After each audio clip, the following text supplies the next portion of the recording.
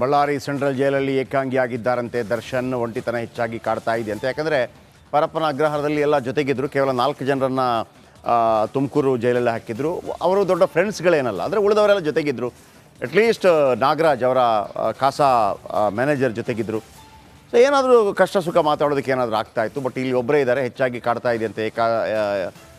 ಏನು ಮಾಡೋದು, ಏನು ಕತೆ ಅನ್ನೋ ಯೋಚನೆ ಕೂಡ ಕಾಡ್ತಾ ಇದೆ. ಈ ಮಧ್ಯೆ ವಿಜಯಲಕ್ಷ್ಮಿ ಅವರು ಬಂದಾಗ ಅಮ್ಮನನ್ನು ಕರ್ಕೊಂಬ ಅಂತ ಹೇಳಿದಾರಂತೆ. ಸೊ ಅಮ್ಮನನ್ನು ನೋಡೋದಕ್ಕೆ ಪರಿತಪಿಸ್ತಾ ಇದ್ದಾರಂತೆ ದರ್ಶನ್. ಬನ್ನಿ ಇದರ ಬಗ್ಗೆ ಒಂದು ರಿಪೋರ್ಟ್.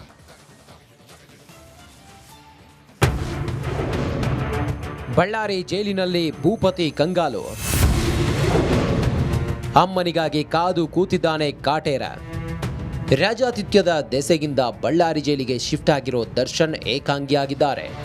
ಮಾತನಾಡಲು ಯಾರಿಲ್ಲದೆ 4 ಗೋಡೆಗಳ ಮಧ್ಯೆ ಒಬ್ಬಂಟಿಯಾಗಿದ್ದಾನಂತೆ. ಹೀಗಾಗಿ ಹನುಮಾನ್ ಚಾಲಿಸಾ ಪುಸ್ತಕ ಓದುತ್ತಿದ್ದು ದೇವರ ಧ್ಯಾನ ಮಾಡಿದ್ದಾನೆ.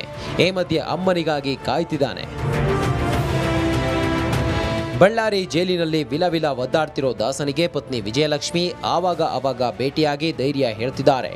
ಮೊನ್ನೆಯಷ್ಟೇ ಸಹೋದರ ದಿನಕರ್ ತುಗುದಿ ಭೇಟಿಯಾಗಿ ಸಮಾಧಾನ ಮಾಡಿದ್ದಾನೆ. ಆದರೆ ತಾಯಿಯನ್ನ ನೋಡದೆ ದಾಸ ಕೊರಗುತ್ತಿದ್ದಾನೆ ಎನ್ನಲಾಗಿದೆ. ತಾಯಿಯನ್ನ ಕರೆತರುವಂತೆ ಪತ್ನಿಗೆ ಮಾಹಿತಿ. ಇನ್ನು ಬಳ್ಳಾರಿ ಸೆಂಟ್ರಲ್ ಜೈಲಲ್ಲಿರೋ ದಾಸನಿಗೆ ನಾಳೆಯದ್ದೇ ಚಿಂತೆಯಾಗಿದೆ. ನಾಳೆ ಕಸ್ಟಡಿ ಅಂತ್ಯವಾಗಲಿದ್ದು ದರ್ಶನ್ ಮತ್ತೆ ಕೋರ್ಟ್ಗೆ ಹಾಜರಾಗಲಿದ್ದಾನೆ. ನಾಳೆ ಏನಾಗುತ್ತೋ ಏನೋ ಅಂತ ಕಾತುರದಲ್ಲಿದ್ದಾನೆ.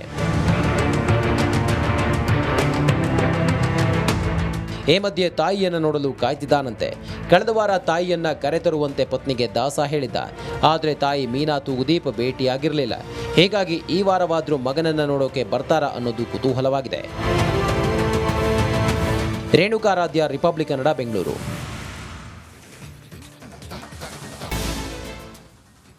ಬಳ್ಳಾರಿ ಸೆಂಟ್ರಲ್ ಜೈಲಲ್ಲಿ ಏಕಾಂಗಿಯಾಗಿದ್ದಾರಂತೆ. ದರ್ಶನ್ ಒಂಟಿತನ ಹೆಚ್ಚಾಗಿ ಕಾಡ್ತಾ ಇದೆ ಅಂತ. ಯಾಕಂದರೆ ಪರಪ್ಪನ ಅಗ್ರಹಾರದಲ್ಲಿ ಎಲ್ಲ ಜೊತೆಗಿದ್ದರು. ಕೇವಲ 4 ಜನರನ್ನು ತುಮಕೂರು ಜೈಲಲ್ಲಿ ಹಾಕಿದ್ರು.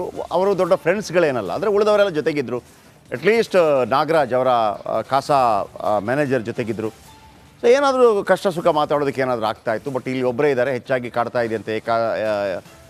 ಏನು ಮಾಡೋದು, ಏನು ಕತೆ ಅನ್ನೋ ಯೋಚನೆ ಕೂಡ ಕಾಡ್ತಾ ಇದೆ. ಈ ಮಧ್ಯೆ ವಿಜಯಲಕ್ಷ್ಮಿ ಅವರು ಬಂದಾಗ ಅಮ್ಮನನ್ನು ಕರ್ಕೊಂಬ ಅಂತ ಹೇಳಿದಾರಂತೆ. ಸೊ ಅಮ್ಮನನ್ನು ನೋಡೋದಕ್ಕೆ ಪರಿತಪಿಸ್ತಾ ಇದ್ದಾರಂತೆ ದರ್ಶನ್. ಬನ್ನಿ ಇದರ ಬಗ್ಗೆ ಒಂದು ರಿಪೋರ್ಟ್.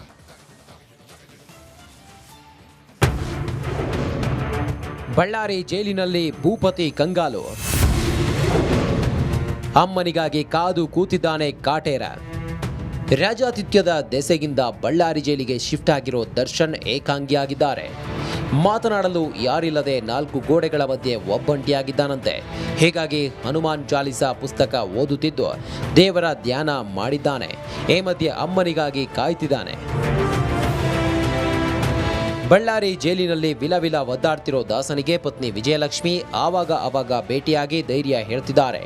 ಮೊನ್ನೆಯಷ್ಟೇ ಸಹೋದರ ದಿನಕರ್ ತುಗುದಿ ಭೇಟಿಯಾಗಿ ಸಮಾಧಾನ ಮಾಡಿದ್ದಾನೆ. ಆದರೆ ತಾಯಿಯನ್ನ ನೋಡದೆ ದಾಸ ಕೊರಗುತ್ತಿದ್ದಾನೆ ಎನ್ನಲಾಗಿದೆ. ತಾಯಿಯನ್ನ ಕರೆತರುವಂತೆ ಪತ್ನಿಗೆ ಮಾಹಿತಿ. ಇನ್ನು ಬಳ್ಳಾರಿ ಸೆಂಟ್ರಲ್ ಜೈಲಲ್ಲಿರೋ ದಾಸನಿಗೆ ನಾಳೆಯದ್ದೇ ಚಿಂತೆಯಾಗಿದೆ. ನಾಳೆ ಕಸ್ಟಡಿ ಅಂತ್ಯವಾಗಲಿದ್ದು ದರ್ಶನ್ ಮತ್ತೆ ಕೋರ್ಟ್ಗೆ ಹಾಜರಾಗಲಿದ್ದಾನೆ. ನಾಳೆ ಏನಾಗುತ್ತೋ ಏನೋ ಅಂತ ಕಾತುರದಲ್ಲಿದ್ದಾನೆ. ಈ ಮಧ್ಯೆ ತಾಯಿಯನ್ನ ನೋಡಲು ಕಾಯ್ತಿದ್ದಾನಂತೆ. ಕಳೆದ ವಾರ ತಾಯಿಯನ್ನ ಕರೆತರುವಂತೆ ಪತ್ನಿಗೆ ದಾಸ ಹೇಳಿದ್ದ. ಆದರೆ ತಾಯಿ ಮೀನಾ ತೂಗುದೀಪ್ ಭೇಟಿಯಾಗಿರಲಿಲ್ಲ.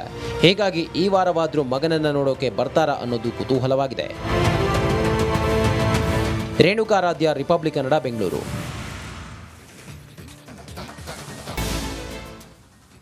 ಬಳ್ಳಾರಿ ಸೆಂಟ್ರಲ್ ಜೈಲಲ್ಲಿ ಏಕಾಂಗಿಯಾಗಿದ್ದಾರಂತೆ. ದರ್ಶನ್ ಒಂಟಿತನ ಹೆಚ್ಚಾಗಿ ಕಾಡ್ತಾ ಇದೆ ಅಂತ. ಯಾಕಂದರೆ ಪರಪ್ಪನ ಅಗ್ರಹಾರದಲ್ಲಿ ಎಲ್ಲ ಜೊತೆಗಿದ್ದರು. ಕೇವಲ 4 ಜನರನ್ನು ತುಮಕೂರು ಜೈಲಲ್ಲಿ ಹಾಕಿದ್ರು. ಅವರು ದೊಡ್ಡ ಫ್ರೆಂಡ್ಸ್ಗಳೇನಲ್ಲ, ಅಂದರೆ ಉಳಿದವರೆಲ್ಲ ಜೊತೆಗಿದ್ದರು. ಅಟ್ಲೀಸ್ಟ್ ನಾಗರಾಜ್ ಅವರ ಕಾಸಾ ಮ್ಯಾನೇಜರ್ ಜೊತೆಗಿದ್ದರು. ಸೊ ಏನಾದರೂ ಕಷ್ಟ ಸುಖ ಮಾತಾಡೋದಕ್ಕೆ ಏನಾದರೂ ಆಗ್ತಾಯಿತ್ತು. ಬಟ್ ಇಲ್ಲಿ ಒಬ್ಬರೇ ಇದ್ದಾರೆ, ಹೆಚ್ಚಾಗಿ ಕಾಡ್ತಾ ಇದೆ ಅಂತೆ. ಏನು ಮಾಡೋದು, ಏನು ಕತೆ ಅನ್ನೋ ಯೋಚನೆ ಕೂಡ ಕಾಡ್ತಾ ಇದೆ. ಈ ಮಧ್ಯೆ ವಿಜಯಲಕ್ಷ್ಮಿ ಅವರು ಬಂದಾಗ ಅಮ್ಮನನ್ನು ಕರ್ಕೊಂಬ ಅಂತ ಹೇಳಿದಾರಂತೆ. ಸೊ ಅಮ್ಮನನ್ನು ನೋಡೋದಕ್ಕೆ ಪರಿತಪಿಸ್ತಾ ಇದ್ದಾರಂತೆ ದರ್ಶನ್. ಬನ್ನಿ ಇದರ ಬಗ್ಗೆ ಒಂದು ರಿಪೋರ್ಟ್.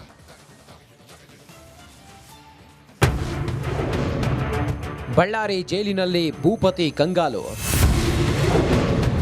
ಅಮ್ಮನಿಗಾಗಿ ಕಾದು ಕೂತಿದ್ದಾನೆ ಕಾಟೇರ. ರಾಜಾತಿಥ್ಯದ ದೆಸೆಗಿಂದ ಬಳ್ಳಾರಿ ಜೈಲಿಗೆ ಶಿಫ್ಟ್ ಆಗಿರೋ ದರ್ಶನ್ ಏಕಾಂಗಿಯಾಗಿದ್ದಾರೆ. ಮಾತನಾಡಲು ಯಾರಿಲ್ಲದೆ 4 ಗೋಡೆಗಳ ಮಧ್ಯೆ ಒಬ್ಬಂಟಿಯಾಗಿದ್ದಾನಂತೆ. ಹೀಗಾಗಿ ಹನುಮಾನ್ ಚಾಲಿಸಾ ಪುಸ್ತಕ ಓದುತ್ತಿದ್ದು ದೇವರ ಧ್ಯಾನ ಮಾಡಿದ್ದಾನೆ. ಈ ಮಧ್ಯೆ ಅಮ್ಮನಿಗಾಗಿ ಕಾಯ್ತಿದ್ದಾನೆ. ಬಳ್ಳಾರಿ ಜೈಲಿನಲ್ಲಿ ವಿಲವಿಲ ಒದ್ದಾಡ್ತಿರೋ ದಾಸನಿಗೆ ಪತ್ನಿ ವಿಜಯಲಕ್ಷ್ಮಿ ಆವಾಗ ಭೇಟಿಯಾಗಿ ಧೈರ್ಯ ಹೇಳ್ತಿದ್ದಾರೆ. ಮೊನ್ನೆಯಷ್ಟೇ ಸಹೋದರ ದಿನಕರ್ ತುಗುದಿ ಭೇಟಿಯಾಗಿ ಸಮಾಧಾನ ಮಾಡಿದ್ದಾನೆ. ಆದರೆ ತಾಯಿಯನ್ನ ನೋಡದೆ ದಾಸ ಕೊರಗುತ್ತಿದ್ದಾನೆ ಎನ್ನಲಾಗಿದೆ. ತಾಯಿಯನ್ನ ಕರೆತರುವಂತೆ ಪತ್ನಿಗೆ ಮಾಹಿತಿ. ಇನ್ನು ಬಳ್ಳಾರಿ ಸೆಂಟ್ರಲ್ ಜೈಲಲ್ಲಿರೋ ದಾಸನಿಗೆ ನಾಳೆಯದ್ದೇ ಚಿಂತೆಯಾಗಿದೆ. ನಾಳೆ ಕಸ್ಟಡಿ ಅಂತ್ಯವಾಗಲಿದ್ದು ದರ್ಶನ್ ಮತ್ತೆ ಕೋರ್ಟ್ಗೆ ಹಾಜರಾಗಲಿದ್ದಾನೆ. ನಾಳೆ ಏನಾಗುತ್ತೋ ಏನೋ ಅಂತ ಕಾತುರದಲ್ಲಿದ್ದಾನೆ.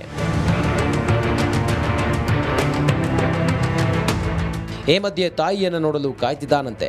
ಕಳೆದ ವಾರ ತಾಯಿಯನ್ನ ಕರೆತರುವಂತೆ ಪತ್ನಿಗೆ ದಾಸ ಹೇಳಿದ್ದ.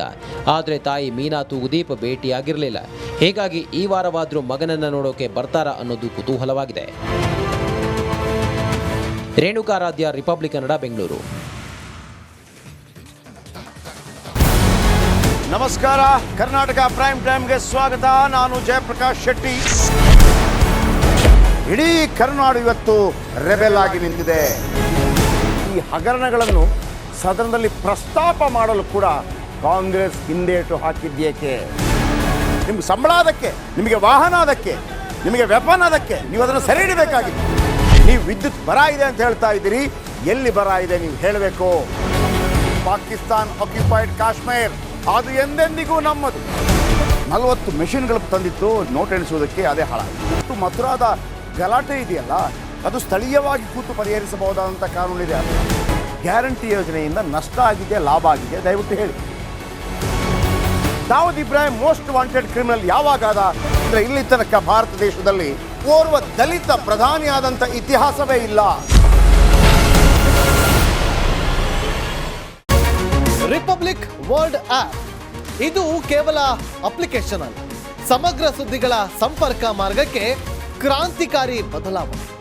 ರಿಪಬ್ಲಿಕ್ ವರ್ಲ್ಡ್ ಆಪ್ ಕೇವಲ ಸುದ್ದಿ ಅಪ್ಲಿಕೇಶನ್ ಅನ್ನ ಪರಿಚಯ ಮಾಡ್ತಾ ಇಲ್ಲ, ಬದಲಾಗಿ ಡಿಜಿಟಲ್ ಸುದ್ದಿ ಬಳಕೆಯ ಹೊಸ ಯುಗಕ್ಕೆ ನಾಂದಿ ಹಾಡ್ತಾ ಇದೆ.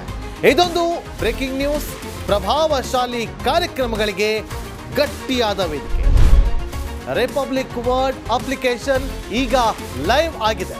ಗೂಗಲ್ ಪ್ಲೇ ಸ್ಟೋರ್ ಮತ್ತು ಆಪಲ್ ಆಪ್ ಸ್ಟೋರ್ ಎರಡರಲ್ಲೂ ಲಭ್ಯವಿದೆ. ಈಗಲೇ ಡೌನ್ಲೋಡ್ ಮಾಡಿ.